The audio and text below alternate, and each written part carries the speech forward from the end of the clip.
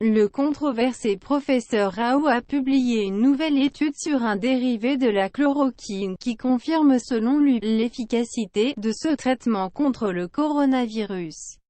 Mais cette affirmation est contestée par de nombreux scientifiques.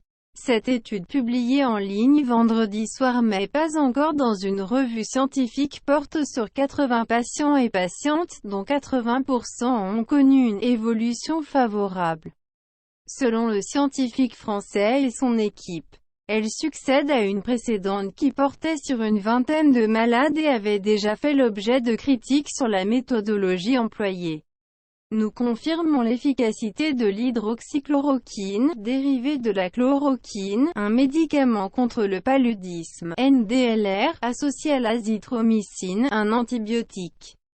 NDLR, dans le traitement du Covid-19, écrivent Didier Rao et son équipe en conclusion de la nouvelle étude. Mais nombre de scientifiques ont fait valoir samedi qu'il était impossible de tirer cette conclusion sur la seule base de cette étude en raison de la manière dont elle est élaborée. Leur principal reproche, l'étude ne comprend pas de groupe contrôle ou groupe témoin, c'est-à-dire des patients à qui on n'administre pas le traitement étudié. Et il est donc impossible d'établir une comparaison pour déterminer si c'est bien le traitement qui est à l'origine de l'amélioration.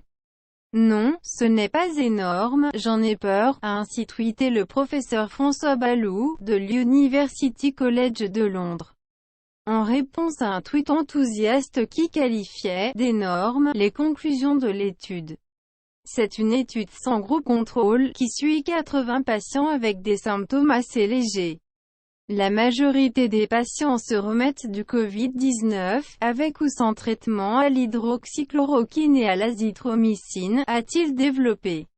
À l'unisson de nombreux autres scientifiques sur les réseaux sociaux. Il y a fort à parier que cette nouvelle étude ne convainc que les convaincus, a pour sa part estimé ID News, média en ligne suisse spécialisé dans la science, en livrant une analyse critique de l'étude. Le professeur Rao est au centre d'un débat mondial sur l'utilisation de la chloroquine et de l'hydroxychloroquine pour combattre le coronavirus.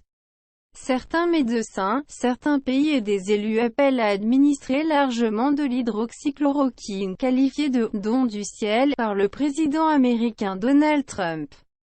Mais une vaste partie de la communauté scientifique et des organisations sanitaires appelle à attendre une validation scientifique rigoureuse, en mettant en garde contre les risques possibles.